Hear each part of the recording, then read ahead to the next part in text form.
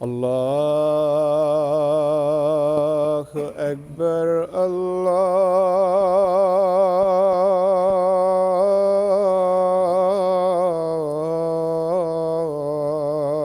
الله أكبر الله أكبر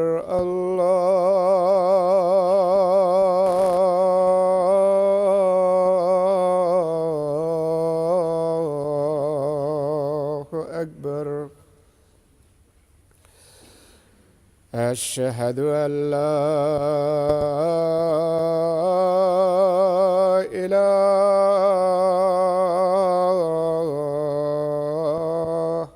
إلا الله. أشهد أن لا إله إلا الله. أشهد أن محمدًا رسول الله.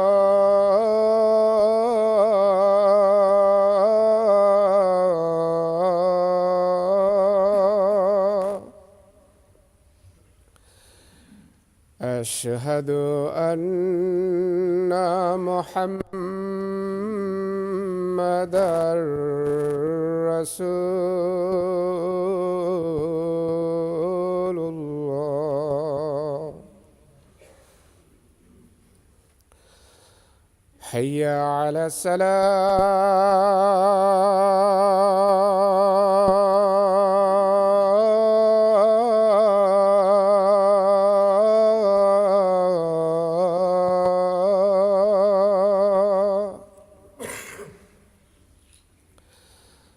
حي على الصلاة.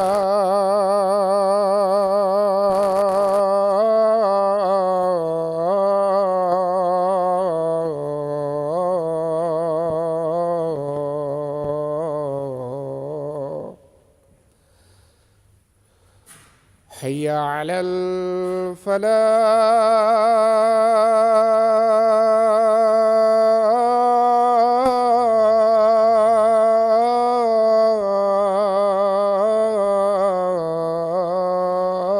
الفلاح.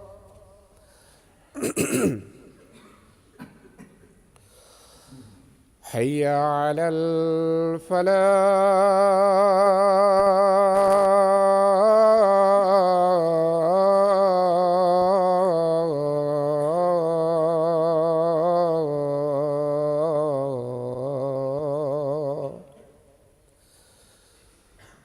الله أكبر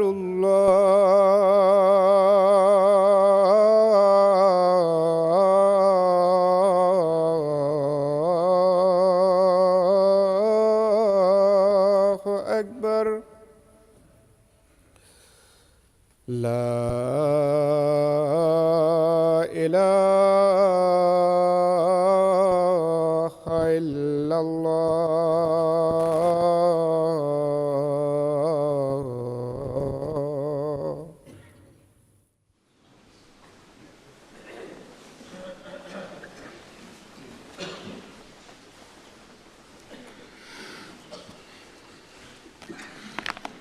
السلام عليكم ورحمة الله.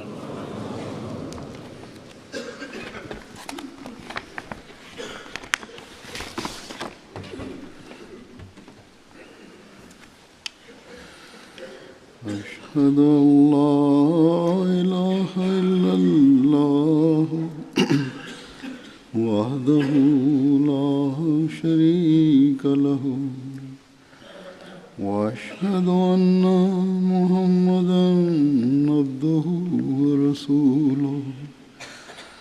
أما بعد فأعوذ بالله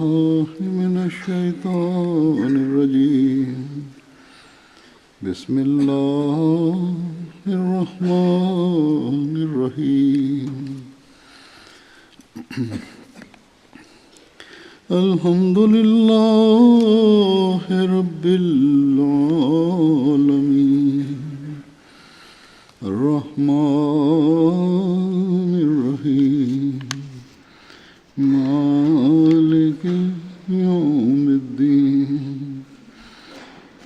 إياك نعبد وإياك نستعين اهدنا الصراط المستقيم صراط الذين أنعمت عليهم غير المغضوب عليهم ولا الضالين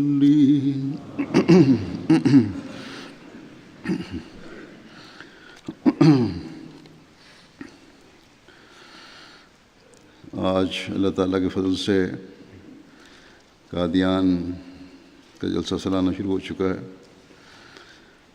اللہ تعالیٰ سے دعا کریں کہ جلسے کے 3 دن وہاں خیریت سے گزریں،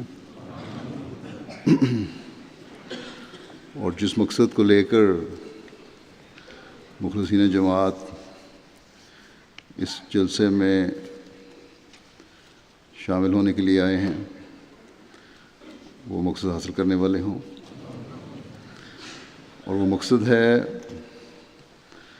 اللہ تعالیٰ کے حضور دعائیں کرنا اور اپنی علمی حالتوں کو، اپنی عملی حالتوں کو بہتر کرنے کی کوشش کرنا، اللہ تعالیٰ سے اپنے تعلق کو مضبوط کرنا،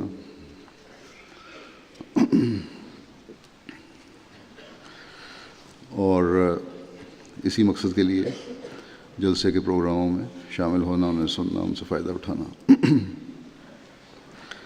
اور روحانی ماحول سے فائدہ اٹھانا، اور اس فائدہ اٹھاتے ہوئے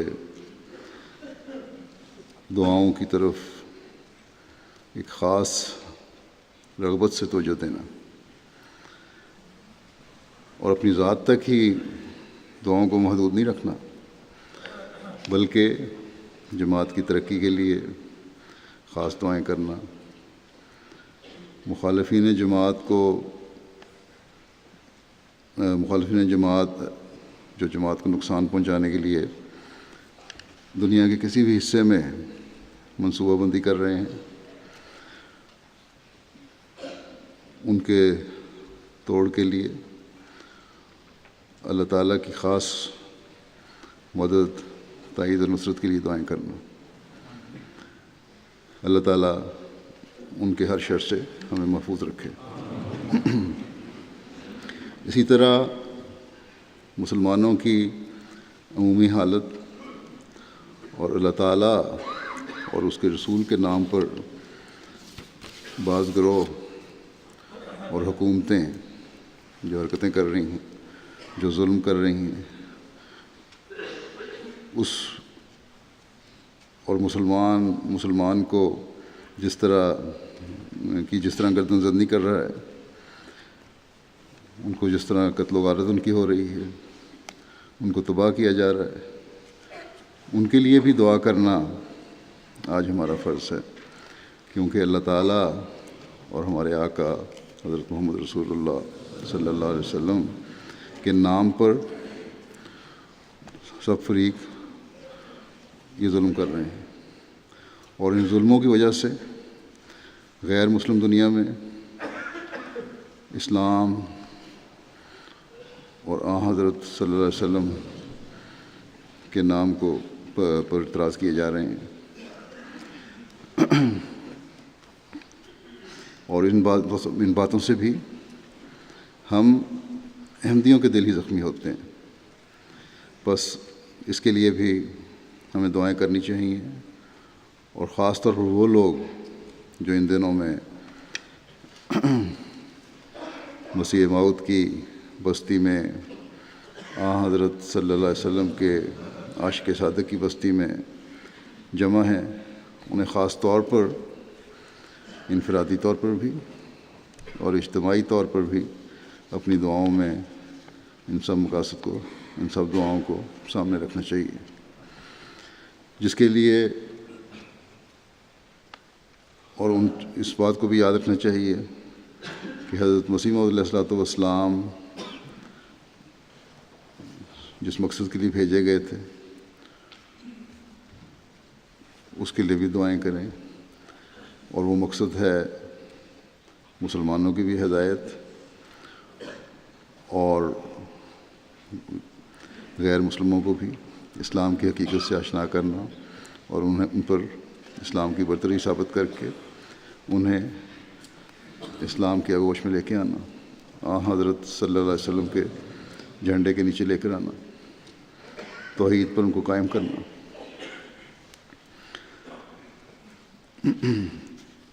اسی طرح عمومی طور پر دنیا کے حالات کے لیے بھی دعا کریں، اللہ تعالیٰ تمام انسانوں کو عقل دے اور وہ تباہی کے گڑھے میں گرنے سے بچ جائیں۔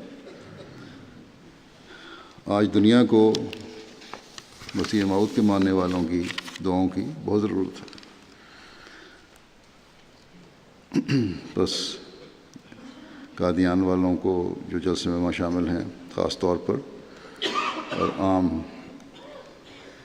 جماعت کو، عمومی طور پر جماعت کو بھی میں کہتا ہوں کہ دعائیں کریں کہ اللہ تعالیٰ دنیا کو عقل دے، مسلمان امت کو عقل دے، اور یہ لوگ اس حقیقت کو سمجھیں کہ اللہ تعالیٰ کے بھیجے ہوئے فرستادے کو مانے بغیر نہ ان کی بقا ہے نہ ان کی نجات ہے۔ اور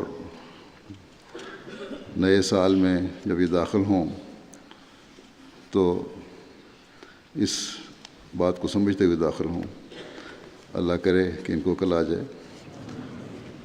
بہرحال دعا کا مضمون ایک ایسا ہے جس پر حضرت مسیح موعود علیہ الصلوۃ والسلام نے بے شمار جگہ مختلف مجالس میں ذکر بھی فرمایا، اپنی تحریرات میں بھی لکھا۔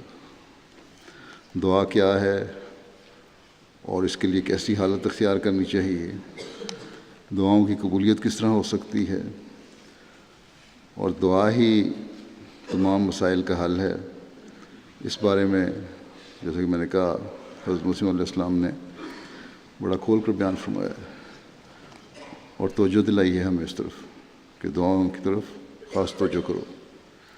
اس ضمن میں آپ کے بعض اقتباسات میں پیش کروں گا۔ دعاؤں کی قبولیت کے لیے ایک بنیادی اور اصولی بات بیان فرماتے ہوئے حضرت اقدس مسیح موعود علیہ السلام فرماتے ہیں کہ جب تک سینہ صاف نہ ہو دعا قبول نہیں ہوتی۔ اگر کسی دنیاوی معاملے میں ایک شخص کے ساتھ بھی تیرے سینے میں بغض ہے تو تیری دعا قبول نہیں ہو سکتی۔ اس بات کو اچھی طرح سے یاد رکھنا چاہیے، اور دنیاوی معاملے کے سبب فرماتے ہیں کہ اس بات کو اچھی طرح یاد رکھنا چاہیے اور دنیاوی معاملے کے سبب کبھی کسی کے ساتھ بغض نہیں رکھنا چاہیے، اور دنیا اور اس کے اسباب کا اسباب کیا ہستی رکھتا ہے کہ اس کی خاطر تم کسی سے عداوت کرو۔ بس دعاؤں کی قبولیت کے لیے یہ انتہائی ضروری چیز ہے کہ سب ذاتی رنجشوں اور قدورتوں کو بھلا دیا جائے اور اللہ تعالیٰ کے حضور گڑ گڑاتے ہوئے اپنے گناہوں کی معافی بھی مانگی جائے اور آئندہ کے لیے اپنے دل کو پاک صاف رکھنے کے لیے بھی اللہ تعالیٰ سے مدد مانگی جائے۔ آج جب مخالفین احمدیت اپنی مخالفانہ کارروائیوں میں بڑھے ہوئے ہیں، ہمیں ایک ہو کر اللہ تعالیٰ کے حضور اپنی دعاؤں کے ساتھ حاضر ہونا چاہیے۔ جب انسان بے چین ہو کر، مضطرب بن کر اللہ تعالیٰ کے آگے جھکتا ہے، اس سے مانگتا ہے، تو پھر اللہ تعالیٰ بھی اس کی مدد کو آتا ہے۔ بس اس اصل کو ہمیشہ سامنے رکھنا چاہیے اور کبھی اس بات سے لاپرواہ نہیں ہونا چاہیے۔ حضرت مسیح موعود علیہ السلام فرماتے ہیں کہ بعض لوگ ایسے ہوتے ہیں کہ ایک کان سے سنتے ہیں، دوسرے طرف سے نکال دیتے ہیں، ان باتوں کو دل میں نہیں اتارتے، چاہے جتنی نصیحت کرو مگر ان کو اثر نہیں ہوتا۔ فرمایا کہ یاد رکھو کہ خدا تعالیٰ بڑا بے نیاز ہے، جب تک کثرت سے اور بار بار اضطراب سے دعا نہیں کی جاتی وہ پرواہ نہیں کرتا۔ دیکھو کسی کی بیوی یا بچہ بیمار ہو یا کسی پر سخت صدمہ آ جاوے تو ان باتوں کے واسطے ان کو کیسا اضطراب ہوتا ہے۔ بس دعا میں بھی جب تک سچی تڑپ اور حالت اضطراب پیدا نہ ہو تب تک وہ بالکل بے اثر و بیہودہ کام ہے، اور دعاؤں میں اضطراب پیدا کرنے کی حالت اور پھر قبولیت کے لیے جیسا کہ پہلے اصولی بات بیان فرما دیا آپ نے کہ اپنے دلوں کی قدورتوں کو صاف کرو۔ آپ فرماتے ہیں قبولیت کے واسطے اضطراب شرط ہے، ایک شرط دلوں کو صاف کرنا، پھر دوسری بات اضطراب، جیسا کہ فرمایا امن یجیب المضطر اذا دعاہ ویکشف السوء، امن یجیب المضطر اذا دعاہ ویکشف السوء، یعنی وہ کون ہے جو بے قراری کی دعا قبول کرتا ہے جب وہ اسے پکارے اور تکلیف دور کر دیتا۔ بس دعاؤں کے لیے اضطرار بھی ضروری ہے، اور پھر اس یقین پر قائم ہونا بھی ضروری ہے کہ ہر قسم کے اضطرار کی حالت میں اللہ تعالیٰ کی ذات ہی ہے جو کام آتی ہے، وہی ہے جو دعاؤں کو سنتا ہے اور اپنے بندوں کی مدد کرتا ہے۔ بس آج کل جو احمدی قادیان والوں کو میں مخاطب ہوں، ایک خاص روحانی ماحول میں مسیح موعود علیہ السلام کی بستی میں رہ رہے ہیں، وہاں کچھ دن گزار رہے ہیں، جو باہر سے آئے ہوئے ہیں وہ اپنی نمازوں، اپنے نوافل میں ایک ایسی حالت پیدا کرنے کی کوشش کریں جو اضطرار کی حالت ہے، اور عمومی طور پر تمام جماعت کو اس پر توجہ دینی چاہیے، اور چلتے پھرتے بھی وہاں کے لوگوں کو خاص طور پر ادھر ادھر کی باتوں کے بجائے زیادہ وقت دعاؤں اور ذکر الہی میں گزارنا چاہیے، بے چین ہو کر اللہ تعالیٰ کی طرف جھکیں، تاکہ احمدیوں کے لیے جہاں بھی حالات تکلیف دہ ہیں اللہ تعالیٰ اپنے فضل سے ان میں بہتری لائے اور دشمن کو ناکام و نامراد کرے۔ اضطرار کی حالت اور دعا کی حقیقت کو بیان فرماتے ہوئے ایک جگہ فرماتے ہیں کہ یہ مت سمجھو کہ دعا صرف زبانی بک بک کا نام ہے، بلکہ دعا ایک قسم کی موت ہے جس کے بعد زندگی حاصل ہوتی ہے، جیسا کہ پنجابی میں ایک شعر ہے کہ جو منگے سو مر رہے، مرے سو منگن جا، یعنی مانگنے والا کی حالت ایسی ہوتی ہے کہ سب مر گیا، اپنا کچھ نہیں رہتا، اپنی ذات، اپنی انا کو بالکل ختم کر دیتا ہے اور بالکل اپنی ذات کو فنا کر کے پھر مانگتا ہے۔ تو یہ حالت ہو تو تب اللہ تعالیٰ کے حضور ایسی حالت جب انسان پیش ہو تو دعائیں بھی قبول ہوتی ہیں۔ آپ فرماتے ہیں کہ دعا میں ایک مقناطیسی اثر ہوتا ہے، وہ فیض اور فضل کو اپنی طرف کھینچتی ہے۔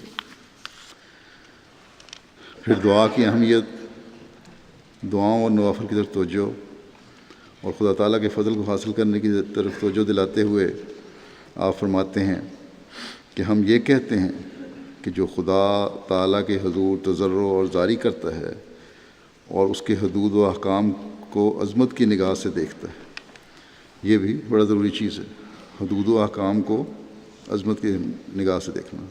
وہ کون سی حدود ہیں جو اللہ تعالیٰ نے قرآن کریم میں بیان فرمائی، جن کے بارے میں ہمیں حضرت صلی اللہ علیہ وسلم نے فرمایا، اور وہ سارے احکامات جو قرآن کریم میں بیان ہوئے ہیں ان کو عظمت کی نگاہ سے دیکھا جائے، کسی کو بھی معمولی نہ سمجھا جائے، اور اس کے جلال سے ہیبت زدہ ہو کر اپنی اصلاح کرتا ہے۔ یہ بھی یقین ہے کہ اللہ تعالیٰ کی نافرمانی کروں گا تو پھر سزاوار ہو سکتا ہوں، بس اس کو بات کو سامنے رکھتے ہوئے اپنی اصلاح کرتا ہے۔ تو فرمایا کہ وہ خدا کے فضل سے ضرور حصہ لے گا، اس لیے ہماری جماعت کو چاہیے کہ وہ تہجد کی نماز کو لازم کر لیں، جو زیادہ نہیں وہ 2 ہی رکعت پڑھ لے، کیونکہ اس کو دعا کرنے کا موقع بہرحال مل جائے گا۔ فرمایا کہ اس وقت کی دعاؤں میں ایک خاص تاثیر ہوتی ہے، یعنی تہجد کے وقت کی دعاؤں میں، کیونکہ وہ سچے درد اور جوش سے نکلتی ہیں۔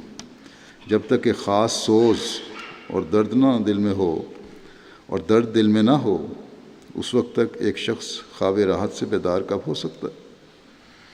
پس اس وقت کا اٹھنا ہی ایک درد دل پیدا کر دیتا ہے، جس سے دعا میں رقت اور اضطراب کی کیفیت پیدا ہو جاتی ہے، اور یہی اضطراب اور اضطرار قبولیت دعا کا موجب ہو جاتے ہیں۔ تہجد کی نماز میں، نوافل میں جو اضطراب اور اضطرار پیدا ہوتا ہے، اللہ تعالیٰ نے فرمایا میں اس طرح کی دعا قبول کرتا ہوں۔ آپ فرماتے ہیں کہ اضطرار اور کی حالت اس وقت پیدا ہوتی ہے جب انسان اپنے آرام کو قربان کرے اور عبادت کے لیے اٹھے۔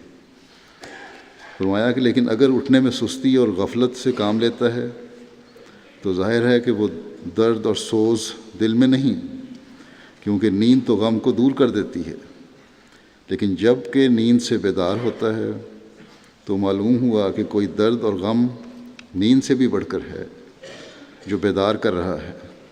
پھر ایک اور بات بھی ضروری ہے، فرماتے ہیں پھر ایک اور بات بھی ضروری ہے جو ہماری جماعت کو اختیار کرنی چاہیے، اور وہ یہ ہے کہ زبان کو فضول گوئیوں سے پاک رکھا جائے، کہ فضول باتیں کرنے سے زبان کو پاک رکھو، کسی کو جذباتی تکلیف نہ پہنچاؤ، کسی قسم کی غلط باتیں نہ کرو، اور خاص طور پر وہاں جلسے کے ماحول میں تو اس بات کا خاص خیال رکھنا چاہیے، اور زیادہ وقت ذکر الہی میں گزارنا چاہیے۔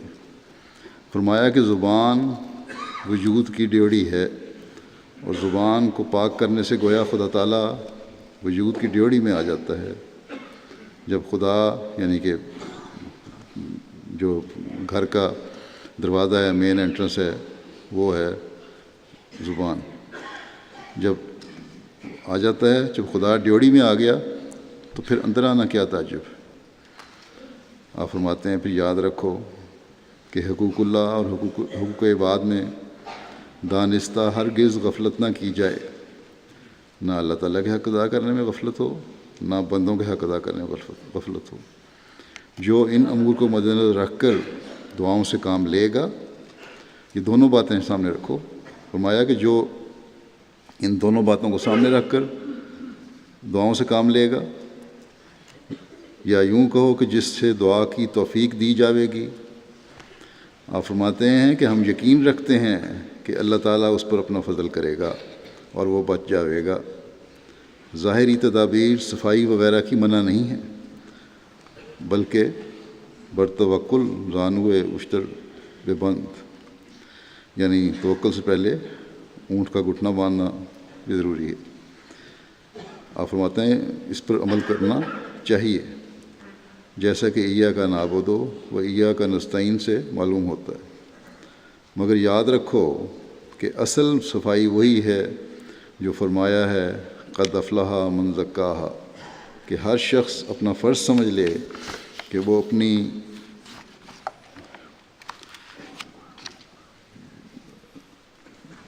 حالت کو درست کرے گا، مگر آپ فرماتے ہیں کہ وہی خدا کے فضل کا امیدوار ہو سکتا ہے جو سلسلہ دعا، توبہ اور استغفار کا نہ توڑے اور عمدن گناہ کرے۔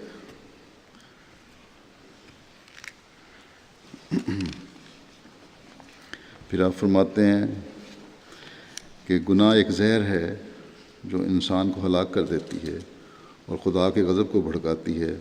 گناہ سے صرف خدا تعالیٰ کا خوف اور اس کی محبت ہٹاتی ہے۔ اللہ تعالیٰ کا خوف اور محبت ہو اور یہ پتہ ہو کہ مجھے ہر وقت خدا تعالیٰ دیکھ رہا ہے، تو تبھی آپ فرماتے ہیں گناہ سے انسان بچ سکتا ہے۔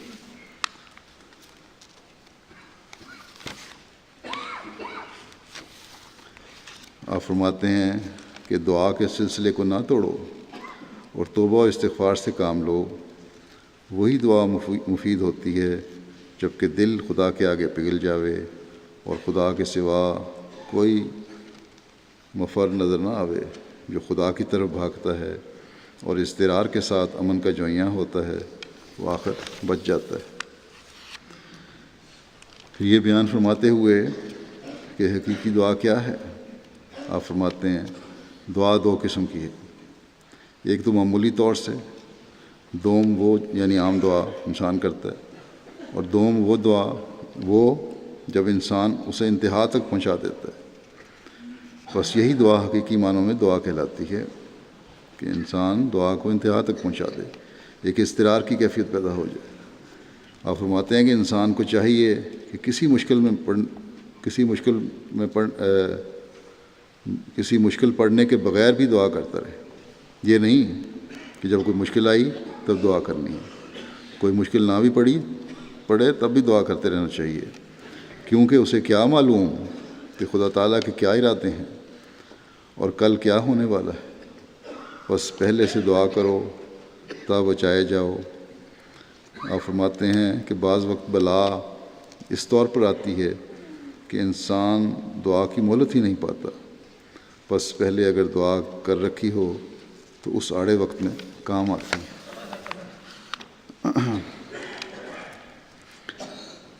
پھر یہ بات بیان فرماتے ہوئے کہ قرآن کریم جو ہے وہ اس کی ابتدا بھی دعا ہے اور اس کی انتہا بھی دعا پر ہے۔ آپ فرماتے ہیں کہ یاد رکھو کہ یہ جو خدا تعالیٰ نے قرآن مجید کی ابتدا بھی دعا سے ہی کی ہے اور پھر اس کو ختم بھی دعا پر ہی کیا ہے۔ سورہ فاتحہ بھی دعا ہے اور سورہ ناس بھی دعا ہے۔ اس کا یہ مطلب ہے کہ انسان ایسا کمزور ہے کہ خدا کے فضل کے بغیر پاک ہو ہی نہیں سکتا، اور جب تک خدا تعالیٰ سے مدد اور نصرت نہ ملے یہ نیکی میں ترقی کر ہی نہیں سکتا۔ ایک فرمایا کہ ایک حدیث میں آیا ہے کہ سب مردے ہیں مگر جس کو خدا زندہ کرے، اور سب گمراہ ہیں مگر جس کو خدا ہدایت دے، اور سب اندھے ہیں مگر جس کو خدا بینا کرے۔ فرمایا غرض یہ سچی بات ہے کہ جب تک خدا کا فیض حاصل نہیں ہوتا تب تک دنیا کی محبت کا توق گلے کا ہار رہتا ہے، اور وہی اس سے خلاصی پاتے ہیں جن پر خدا اپنا فضل کرتا ہے۔ مگر یاد رکھنا چاہیے کہ خدا کا فیض بھی دعا سے ہی شروع ہوتا ہے، اس کے لیے بھی دعا ہی کرنی پڑے گی۔ پھر مومنوں کے اوصاف بیان فرماتے ہوئے آپ فرماتے ہیں کہ قرآن مجید میں تو صاف طور پر لکھا ہے کہ قد افلح المؤمنون الذین هم فی صلاتہم خاشعون، یعنی جب دعا کرتے کرتے انسان کا دل پگھل جائے اور آستانہ الوہیت پر ایسے خلوص اور صدق سے گر جاوے کہ بس اسی میں محو ہو جاوے اور سب خیالات کو مٹا کر اسی سے فیض اور استعانت طلب کرے اور ایسی یکسوئی حاصل ہو جائے کہ ایک قسم کی رقت اور گداز پیدا ہو جائے، تب فلاح کا دروازہ کھل جاتا ہے۔ یہ بھی اضطراری کیفیت پیدا ہو، رقت پیدا ہو، انسان روئے، ایک دل میں نرمی پیدا ہو جائے۔ فرمایا کہ تب فلاح کا دروازہ کھلتا ہے۔ یہ فرمایا قد افلح المؤمنون، مومن فلاح پا جاتے ہیں وہ جو خشیت دکھاتے ہیں اپنی نمازوں میں، انتہائی عاجزی اور انکساری سے گرتے ہیں، اضطراری کیفیت طاری ہو جاتی ہے ان پہ، تب فرمایا کہ فلاح کا دروازہ کھل جاتا ہے، جس سے دنیا کی محبت ٹھنڈی ہو جاتی ہے، کیونکہ دو محبتیں ایک جگہ جمع نہیں رہ سکتی۔ جیسے لکھا ہے کہ ہم خدا خواہی و ہم دنیائے دوں، این خیال است و محال است و جنوں، کہ تو خدا کو بھی چاہتا ہے اور اس ذلیل دنیا کو بھی چاہتا ہے۔ یہ محض ایک خیال ہے، یہ ناممکن ہے اور یہ پاگل پن ہے، دونوں چیزیں نہیں ہو سکتی۔ ہاں خدا کو چاہو تو دنیا ضرور مل جاتی ہے، لیکن صرف دنیا کو چاہنے سے خدا نہیں ملتا۔ اپنے ارادوں اور خواہشات کو اللہ تعالیٰ کی رضا کے تابع کرنے سے ہی دعاؤں کی قبولیت ہوتی ہے۔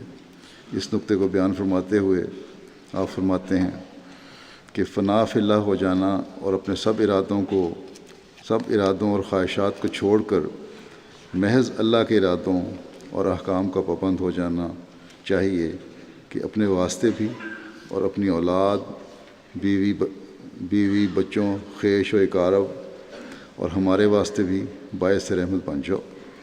یعنی ہمارے واسطے اپنے خود مسلم اپنے آپ کو بھی کہہ رہے ہیں کہ باعث رحمت بن جاؤ۔ یہ کس طرح بنو گے؟ کہ سب خواہشوں کو چھوڑ کر اللہ کی طرف آ کر۔ آپ فرماتے ہیں کہ مخالفوں کے واسطے اعتراض کا موقع ہرگز نہ دینا چاہیے۔ اللہ تعالیٰ فرماتا ہے کہ منہم ظالم لنفسہ ومنہم مقتصد ومنہم سابق بالخیرات۔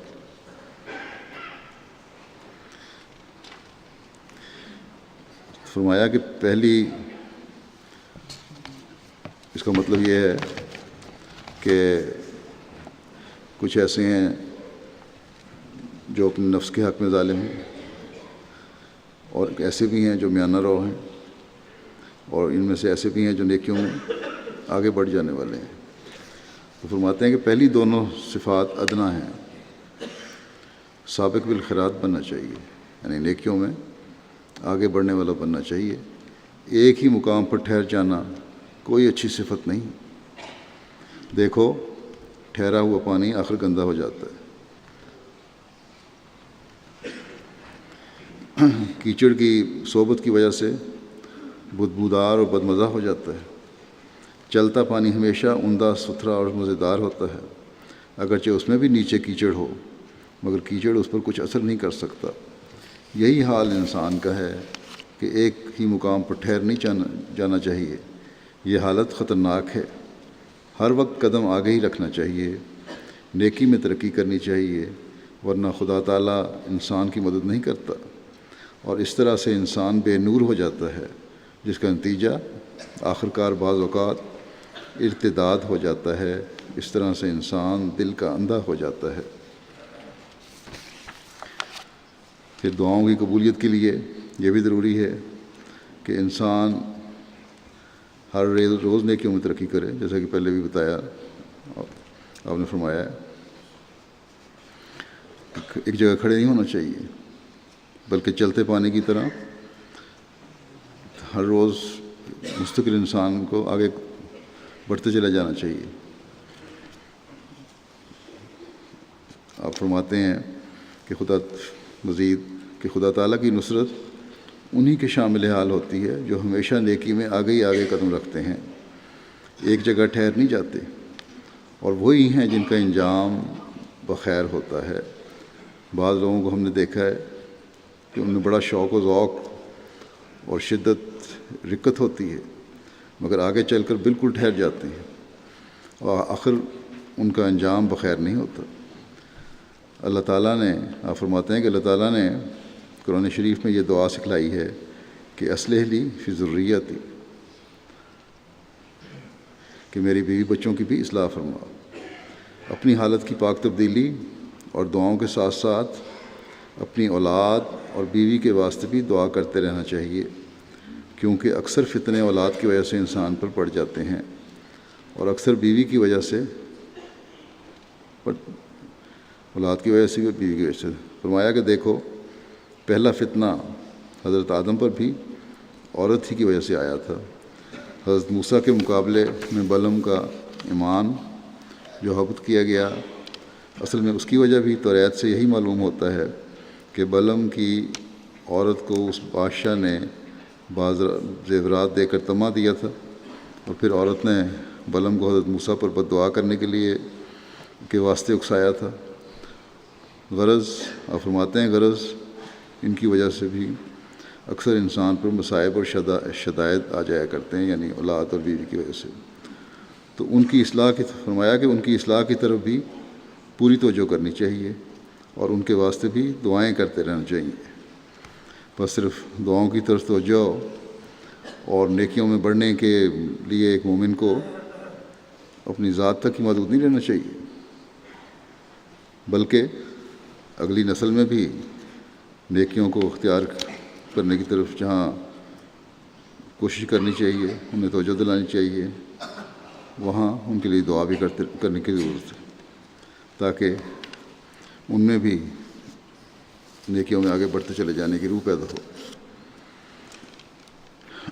ایک جگہ فرماتے ہیں کہ ایک شخص جو اولیاء اللہ میں سے تھے، ان کا ذکر ہے کہ وہ جہاز میں سوار تھے، سمندر میں طوفان آ گیا، قریب تھا کہ جہاز غرق ہو جاتا، اس کی دعا سے بچا لیا گیا، یعنی اس بزرگ کی وجہ سے، اور دعا کے وقت اس کو یہ الہام ہوا کہ تیری خاطر ہم نے سب کو بچا لیا۔ فرمایا کہ مگر یہ باتیں نرا زبانی جمع خرچ سے حاصل نہیں ہوتی، ان کے لیے تو بڑی محنت کرنی پڑتی۔ آپ فرماتے ہیں کہ ہماری طرف سے تو یہی نصیحت ہے کہ اپنے آپ کو عمدہ اور نیک نمونہ بنانے کی کوشش میں لگے رہو۔ جب تک فرشتوں کی سی زندگی نہ بن جاوے تب تک کیسے کہا جا سکتا ہے کہ کوئی پاک ہو گیا؟ یفعلون ما یؤمرون، یعنی وہی کرتے ہیں جو حکم دیتے ہیں، جو اپنی حالتوں کو، عملی حالتوں کو ایسی بناؤ جیسا تم دوسروں کو بھی کہتے ہو۔ آپ فرماتے ہیں دعا کی طرف کی اہمیت بتاتے ہوئے کہ مبارک وہ قیدی جو دعا کرتے ہیں تھکتے نہیں، کیونکہ ایک دن رہائی پائیں گے۔ مبارک وہ اندھے جو دعاؤں میں سست نہیں ہوتے، کیونکہ ایک دن دیکھنے لگیں گے۔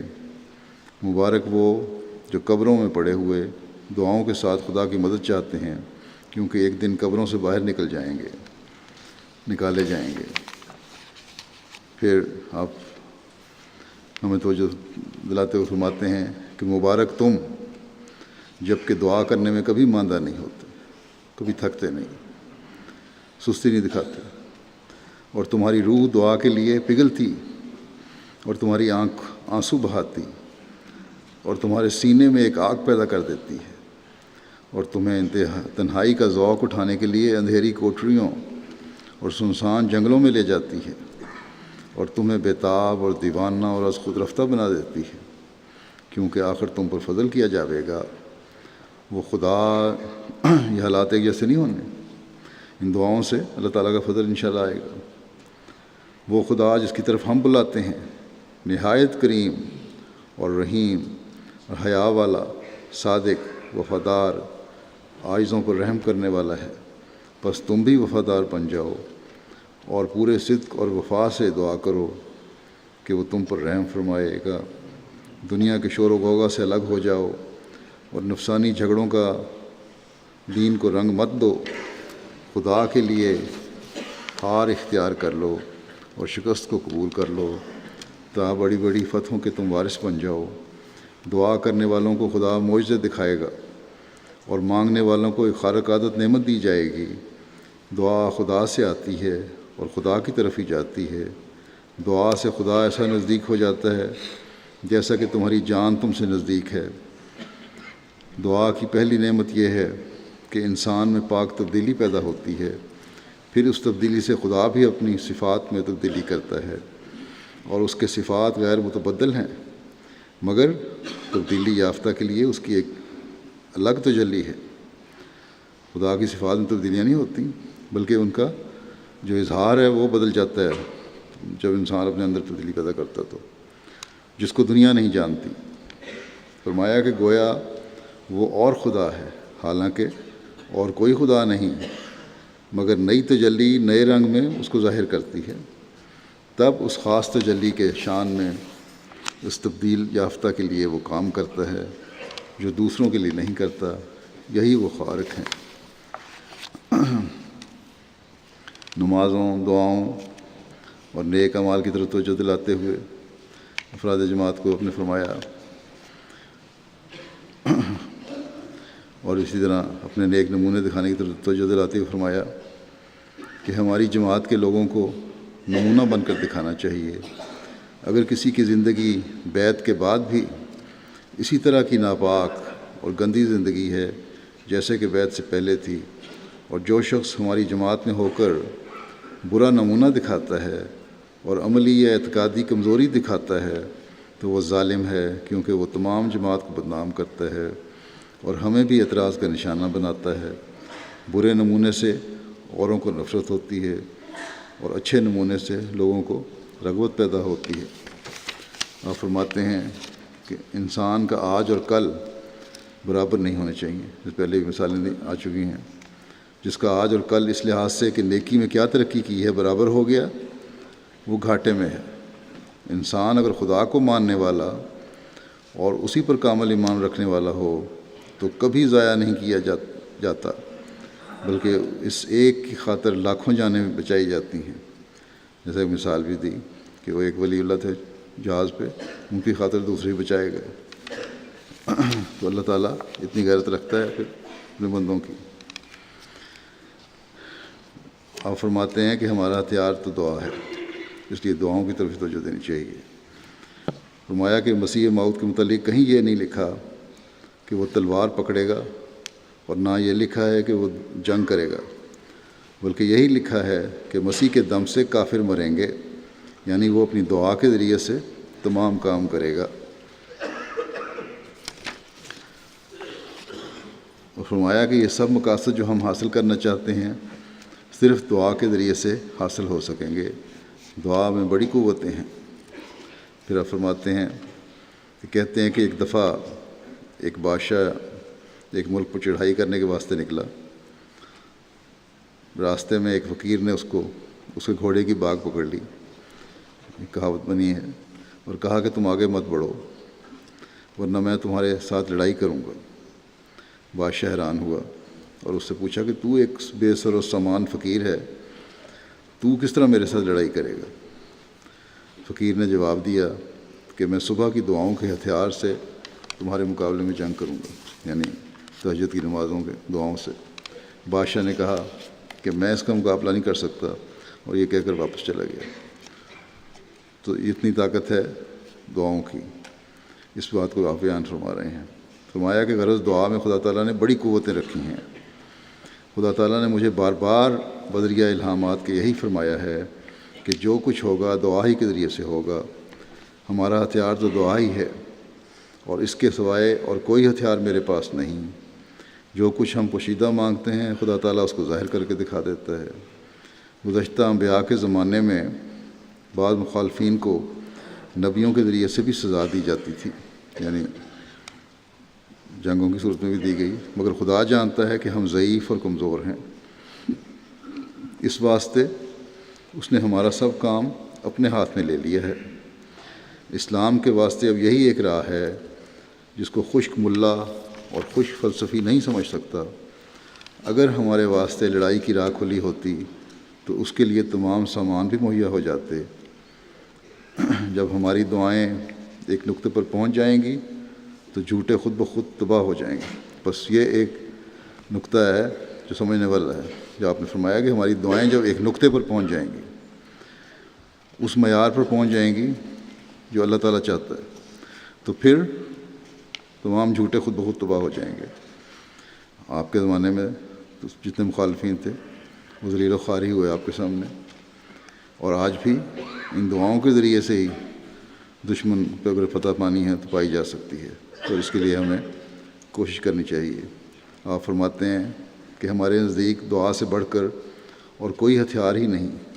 سعید وہ ہے جو اس بات کو سمجھے کہ خدا تعالیٰ اب دین کو کس راہ سے ترقی دینا چاہتا ہے، بس جو ہتھیار اللہ تعالیٰ نے دین کی ترقی کا حضرت مسیح موعود علیہ الصلوۃ والسلام کو دیا ہے، وہی آپ کے ماننے والوں کو بھی استعمال کرنا ہوگا۔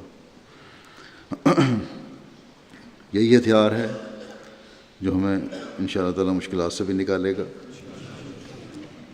اور باقی دشمن کو بھی خائب و خاسر کرے گا۔ بس اس طرف ہر احمدی کو توجہ دینے کی ضرورت ہے۔ آخر میں حضرت مسیح علیہ السلام کی ایک دعا ہے جو مسلم امہ کے لیے بھی کی آپ نے، اپنے ہمارے جو غیر جماعت مسلمان بھائی ہیں ان کے لیے بھی کی، عمومی طور پر بھی کی۔ آپ فرماتے ہیں، رب یا رب اسمع دعائی فی قومی و تضرعی فی اخوتی انی اتوسل الیک بنبیک خاتم النبیین و شفیع و مشفع للمذنبین رب اخرجہم من الظلمات الی نورک ومن بیداء البعد الی حضورک رب ارحم علی الذین یلعنون علی واحفظ من تبک قوما یقطعون یدی وادخل ہداک فی جذر قلوبہم واعف عن خطیئاتہم وذنوبہم واغفر لہم وعافہم ووعدہم وصافہم وآتہم عیونا یبصرون بہا وآذانا یسمعون بہا وقلوبا یفقہون بہا وانوارا یعرفون بہا وارحم علیہم واعف عما یقولون فإنہم قوم لا یعلمون رب بوجہ المصطفیٰ ودرجۃ العلیاء والقائمین فی آناء اللیل والغازین فی ضوء الضحیٰ ورکاب لکا تعد السرا ورحال تشد الی ام القریٰ اصلح بیننا و بین اخواننا وافتح ابصارہم ونور قلوبہم وفہمہم ما فہمتنی وعلمہم طرق التقوی واعف عما مضی وآخر دعوانا ان الحمد للہ رب العالمین۔ رب السماوات العلیٰ، اے میرے رب، میری قوم کے بارے میں میری دعا اور میرے بھائیوں کے بارے میں میری گریہ ازاری سن۔ میں تیرے نبی خاتم النبیین اور گناہ گاروں کے شفیع، جس کی شفاعت قبول کی جائے گی، کے واسطے تجھ سے عرض کرتا ہوں، اے میرے رب، انہیں ظلمات سے اپنے نور کی طرف نکال لیا اور دوری کے دشت سے اپنے حضور لیا۔ اے میرے رب، ان پر رحم کر جو مجھ پر لعنت کرتے ہیں اور جو میرے ہاتھ کاٹتے ہیں۔ اس قوم کو ہلاکت سے بچا اور اپنی ہدایت کو ان کے دلوں میں داخل فرما اور ان کی خطاؤں اور گناہوں سے درگزر فرما اور ان کو بخش دے اور ان کو عافیت عطا فرما اور ان کی اصلاح فرما اور ان کو پاک فرما۔ ان کو ایسی آنکھیں عطا فرما جن سے وہ دیکھ سکیں، ایسے کان عطا فرما جن سے وہ سن سکیں، ایسے دل عطا فرما جن سے وہ سمجھ سکیں، ایسے انوار عطا فرما جن سے وہ سمجھ سکیں۔ ان پر رحم فرما اور جو کچھ وہ کہتے ہیں ان سے درگزر فرما، کیونکہ وہ ایسی قوم ہیں جانتے نہیں۔ اے میرے رب، حضرت محمد مصطفیٰ صلی اللہ علیہ وسلم اور آپ کے بلند مقام کے صدقے اور ان کے صدقے جو راتوں کو قیام کرتے اور صبح کے وقت جنگ کرتے ہیں، اور ان سواریوں کے صدقے جو راتوں کو تیز بھاگتی ہیں، اور ان سفروں کے صدقے جو ام القریٰ کی طرف کیے جاتے ہیں، ہمارے اور ہمارے بھائیوں کے درمیان صلح کے سامان فرما اور ان کی آنکھیں کھول اور ان کے دلوں کو منور فرما اور انہیں وہ کچھ سمجھا دے جو تو نے مجھے سمجھایا ہے، اور ان کو تقویٰ کے طریق سکھا اور جو کچھ گزر چکا اسے درگزر فرما۔ ہماری آخری صدا دعا یہی ہے کہ تمام تعریفیں اللہ تعالیٰ کے لیے ہیں جو بلند آسمانوں کا رب ہے۔ اللہ تعالیٰ امت مسلمہ کی آنکھیں کھولے اور یہ اللہ تعالیٰ کے بھیجے ہوئے کہ مخالفت سے باز آ کر حضرت مسیح علیہ الصلوۃ والسلام کے معاون اور مددگار بننے والے ہوں۔ اللہ تعالیٰ ہمیں بھی दुआओं का हक अदा करने वाला बनाए। ख़ास तौर पर कादियान में शामिल जलसा दुआओं पर बहुत तवज्जो दें और इस जलसे में शमूलियत को अपने अंदर एक इनकलाबी तब्दीली लाने वाला बनाएं। अल्लाह ताला हम सबको इसकी तौफीक अता फरमाए।